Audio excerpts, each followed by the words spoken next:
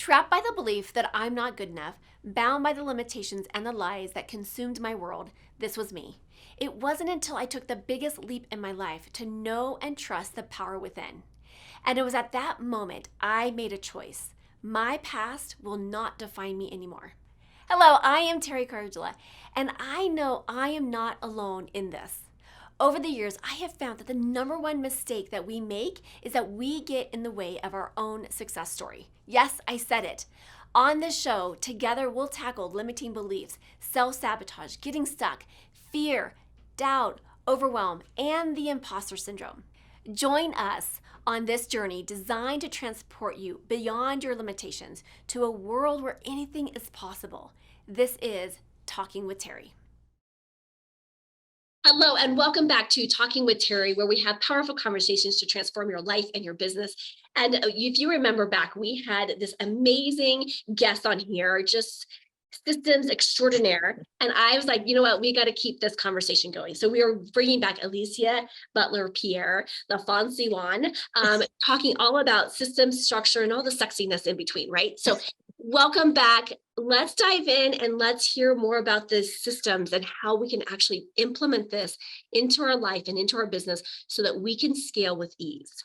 Sure. Thank you so much, Teri, for this opportunity. This is so exciting. Okay, I love it whenever I have an opportunity to talk about a very simple exercise. So for those of you who are only listening, just bear with me. I will do my best to actually describe one of the exercises that I often do with people like you. You're busy, you're on the go, you don't have a lot of time to sit down and do this brain dump.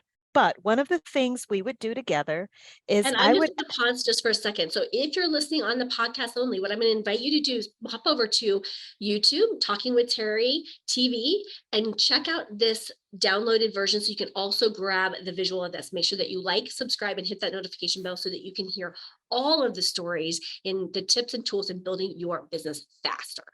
Love it. Absolutely.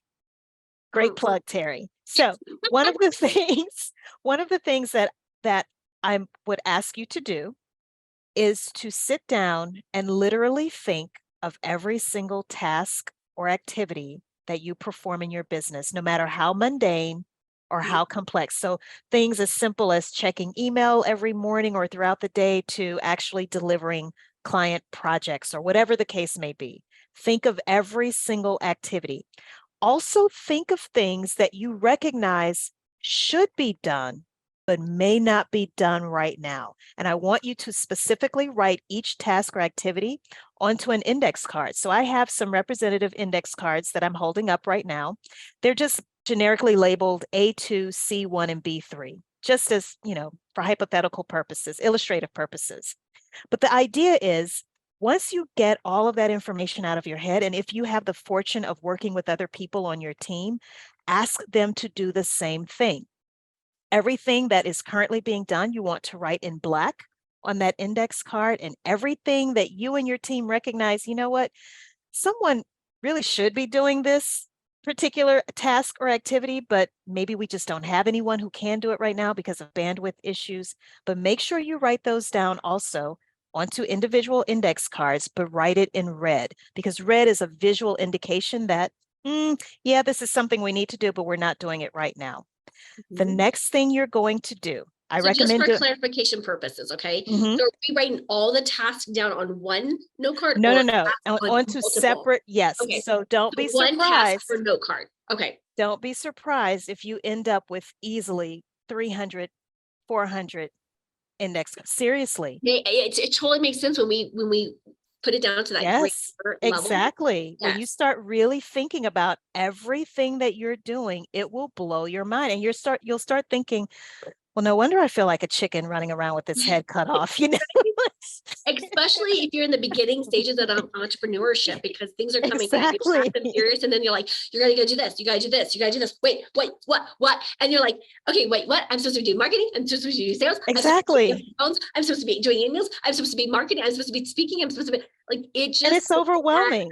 Yeah, because it's overwhelming. As a solo entrepreneur, we are really, if we want to think about it this way, we have one person doing the roles of at least 5 in the beginning, at least 5 people. Right? That's so true. So I don't know why we started as entrepreneurs. I'm just kidding. I'm just kidding. If we really knew what because we're all a little crazy, Teri. I know. I was saying we really, really knew none of us would start businesses. Okay. But the thing is we don't know what we don't know. And that's what's amazing. And that's what makes our economy go. So thank you for not knowing the full story, because we wouldn't do it again. Right. So I'm kidding. Like, no, we just know in our heart of hearts, right? That's the beauty. That's what fuels us. That's that's what drives us, right? Really is the passion and the fuel, and how we can do it smarter our way, and our why behind it is the driver. So, we've got to really honor, the why. And that's the fuel that keeps us going through the crazy times, right? It keeps us. Exactly. That's exactly right. And so what will happen is, again, don't be surprised if you have hundreds of index cards, and index cards are so cheap that, you can go get, easily get a pack of those from Target, Walmart, whatever. Okay. So I recommend, now that can easily take a day and a half, depending on how large your company is, how long you've been in business, how many people you need to get involved in this activity. If you are doing this activity and you do have team members, I highly recommend that you get together in person in the same room at the same time. But it can certainly be done remotely, and you don't have to do it in one fell swoop. You can spread it out, a couple of hours over the course of a week. But the idea is, I would say, don't go longer than a week. Okay. I do like this. Mull over it a little bit. And then when you come back the following week, you're going to, again, get in a room that has a very large table, something with a large flat surface. You're going to take those index cards and you're going to start grouping activities that are similar in nature into columns on that table. So what I have here, just as an example, again, for illustrative purposes, I am holding up 3 index cards, all that start with the letter A, A1, A2, A3. Well, let's say, for example, Teri, if those activities were things like send invoice to customer, confirm customer payment cleared, reconcile bank statement at the end of every month. Now, if you're looking at those 3 activities, you might group those together in a column, and you might say, you know what? If I had to associate those activities with a department, what would the name of that department be? So again, I'm holding up this example. I have A1 and A2 just for illustrative purposes. I've placed a different color index card above this column of similar activities, and I'm calling it Department A. But again, using the examples that I just gave, you might call it accounting. You might say, oh, well, Alicia, those activities that you just described that we just grouped together in a column, I would refer to this as an accounting department or a billing department, an invoicing department, maybe finance department. But that's a conversation that you, and if you have other people working with you on this exercise, that's an opportunity for you all to be, again, in the same room at the same time, having a conversation about it. Here's another piece, Teri, that's really important to mention. If you have people already on your team, you absolutely want to get them involved on this exercise, because you are literally talking about building the foundation. People are much more apt and likely to accept and embrace this change that's coming as a result of the business infrastructure if they are a part of it, if they take an active role in these exercises. Yeah, they won't argue with their own data, folks. So if you That's right. engaged, it's them saying it, it's them advocating for it, and it's easier for them to then eat it after they've created it. That's right. Now, so at this point, you know all of the activities that have to be performed in your company. You've organized those activities literally into different departments. I don't recommend more than 9 departments. And here's the reason why. You want to be able to easily rattle off what your company looks like on the inside. You're literally communicating, okay, yes, we have about 9 departments. We have an operations department, HR, technology, finance, sales and marketing, and facilities management, whatever you come up with.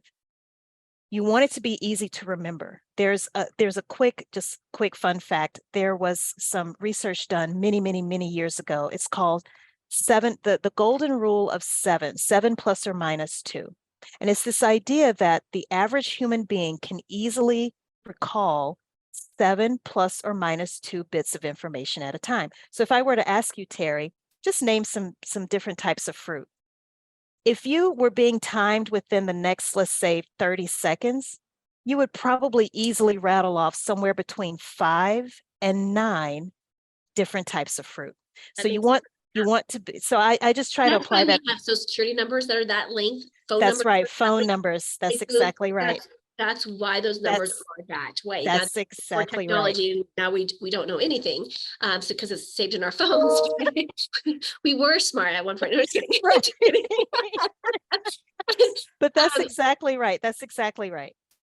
Okay, so now that you know, again, the activities, you know how those activities are grouped into departments. Now here's where the stick figures come into play, Teri.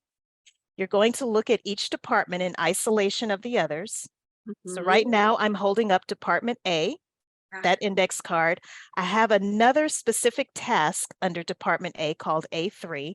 But again, if we're going to be more specific and descriptive, let's say this A3, this index card is really something to the effect of send invoice to customer. Now, if I ask you, Teri, who ideally, in a perfect world, if you had access to all of the people that you needed, who ideally should perform that task of sending the invoice to the customer? And what most people will do, oh, well, I do that. I'm the CEO. I do that. Yep, that's what I do. But that's not what I'm asking you, Teri. In a perfect world, just because you can doesn't mean you should. Yeah. So who should do this? And you might say, well, remember that office manager I told you about, Alicia, in our first interview? That's who really should be doing this. Or you might say it's a bookkeeper or your CPA, your accountant, whomever. Yeah. This is when you start having a visual, literally a visual depiction of the many roles that you might be performing today. And I love that you create a pictorial visual format. Yes. Because I think it's easier for us to be really concrete, and I've never heard it played out this way from a visual standpoint, but I love it. Like, I'm eating it up. I'm loving it because awesome. I think it's a beautiful way to really look at the reality, and whether you're a solopreneur all the way up to, a multi-level corporate company, this is an exercise that we can all exercise in. It doesn't matter. And sometimes it's great to revisit, because as people come on and we onboard new people, roles shift. And as we grow and expand, those roles shift. And usually the roles of what we used to have 50 things be done, now it's split into two things. Right? So I think this is an exercise that anyone, anywhere can be. Absolutely. And I have done it for really micro solopreneur type organizations, as well as, smaller companies that have smaller teams, like somewhere between 10 to 50, and then also for larger corporations. So here's what I do when I'm working with a corporation, like a really large enterprise. We actually do it on a project level. Because there's multiple people on these teams, right, for these projects in these very large organizations. This is exactly what I have them do. It's just a different, it's a different. Yep. Going in But when you think about it, it's like you're forming a team. That team has very specific things that have to be done. Who's going to do it? What processes need to be documented as a result of this project? So it's all of those things, but it's just at a corporate department level. I love that. Yeah. Well, and one of the things that we do with our SOPs, our standard operating procedures, and also, we onboard someone. So we come in, we go over our expectations, then we go into our, the training manual, then we go into, their tasks and stuff. And one of the things that I do kind of at a glance, at the very end, and I found this to be super helpful for people, is, what their daily tasks, what's their weekly tasks, what's their monthly task, and then the random tasks that are not, they might be once a year, once every 6 months, once a quarterly. And once we have that spelled out from at a glance, it's like, okay, these are your rules, these are your responsibilities. And it helps people kind of break down those things. Yes. So, it's easier for them to digest and plan out their days based on those. Absolutely. So I love that piece of that. And I think, again, we don't want to think about systems and structure and processes, but wherever you're at in your business, and especially when you're starting out, because I think when you're starting out, you don't feel like you have the time, the resources, the means. But this is if you truly want to scale your business. Now, I have a client that she does not want to scale. She will not scale. She's like, it is going to be me, myself, and I. I am committed to that. I will not, and I get it. Like she has a, direct sales company, and she's like, I'm not bringing on leaders underneath me. I'm not bringing on anyone else. This is me. This is the purpose of this thing. And that she's a small percentage of us out there, but for the most part, people either accidentally grow where they're like, I don't expect to grow. Like that was me. I did not expect to grow. And then I was like, oh, now we're growing. And you had talked about on your first episode. So if you have not listened to Alicia's first episode, I'd highly recommend go and check out her first one, because, you were talking about, that for that growth and for that, for allowing for that growth to happen. And it just makes it a lot easier, right? Yes. So I know that we are in a little time crunch today, and I just so appreciate you coming back on here and just sharing all your wisdom tips. But any other final thoughts or final nuggets that you would like to share with your audience? I would like to, if you don't mind, Teri, if there are those who watch this or are just listening, if you want to learn more about how to do these exercises, check out my book, because I literally spell out step by step. It truly is a how-to book. It is designed and written so that you don't have to question anything or wonder about, well, what did she mean when she said that? Go check out that book. It's Behind the Façade, How to Structure Company Operations for Sustainable Success. And you can find it wherever books are sold online, including, of course, Amazon. Well, and here's the thing about this is that we just came out of a pandemic, and I think, and I at the time I knew the number at one point, but it was like it was like 400,000 businesses went out under a short amount of time. I have not kept up with that number, so I do apologize. But a lot of businesses went under, and I don't know this to be true, but I have a inkling that two things were a factor in that. One was probably the systems and structure, because we didn't know how to let go or recreate and be digitize and be innovative during that time. The other one obviously was, the funding. We just did not have the wiggle room in our company to create, a buffer to, sail through those hard times. So I think it was a combination, and there are obviously outliers to that. And that's just my opinion, Teri Cardula speaking, that is my opinion. But I do think that, a lot of, and even like restaurants, because restaurants that were always in person had a hard time if they didn't have a carry out or takeout. They had a hard time adjusting. And so those adjustments, when we have those processes in place, sometimes we can go in and be like, oh, okay, let's tweak this, let's turn this, and we can be more innovative and more on our toes when we've already established that, and so I think it's really important to think about how to, not recession proof, but like, protect our assets. And I think that for me, I know that, again, I like change. So change is easy for me, but I know my staff does not like change. And so, we have, in times of, and we'll have something else, 5 years from now, we'll have something else come up, 10 years from now, something else that comes up. And so it's really about really creating that strong, I like the word, the infrastructure that you talk about, because the stronger your foundation is, the stronger that infrastructure is, you can withhold and withstand any kind of things that life throws at us. And it's like, yep, I'm bulletproof here, those systems and structures. Again, even though they're not, something that we want to go around talking about, but it's so important. It's a foundational piece. And I think a lot of people miss that. And so make sure that you go check out her book.